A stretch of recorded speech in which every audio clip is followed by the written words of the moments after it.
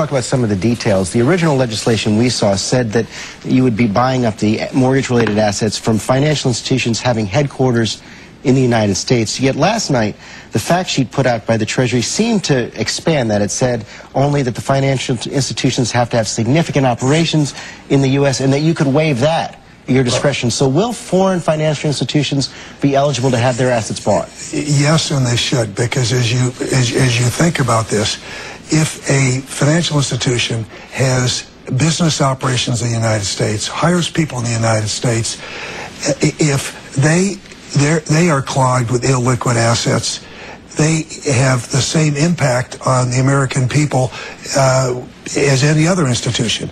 That's a distinction without a difference to the American people.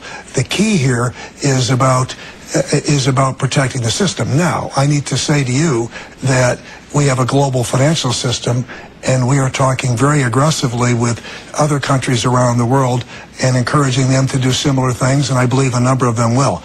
But remember, this is about protecting the American people and protecting the taxpayers. And the American people don't care who owns the financial institution. If the financial institution in this country has problems, it will have the same impact whether it's U.S. or foreign. But they might wonder what they're getting from the firms in return. So let's say you go into a financial institution, buy up their bad assets. What do the financial institutions have to do? Some Democrats in Congress have said, for example, that they should have to accept limits on their executive compensation. Are you open to that? Well, let me describe it this way.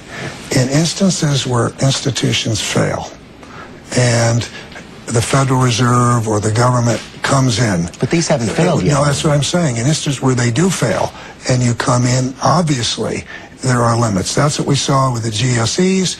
That's what we saw with AIG, okay?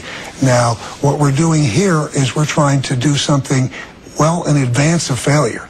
We're trying to offer a program across the whole financial landscape to buy the assets that are clogging up the system so that the markets can work.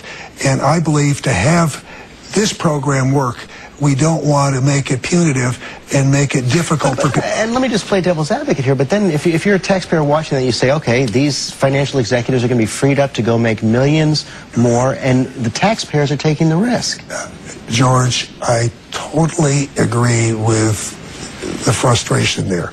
Because remember, what we're doing right now is first stabilizing the market.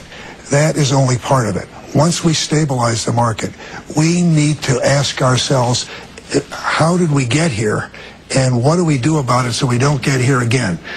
I've spent a lot of time, well before this problem, developing a regulatory blueprint, looking at our outmoded regulatory system that doesn't fit the modern financial world, looking at how policies and practices need to be changed. We need a lot of reforms, and this is going to be something Congress and the next administration is going to be working on for a long time.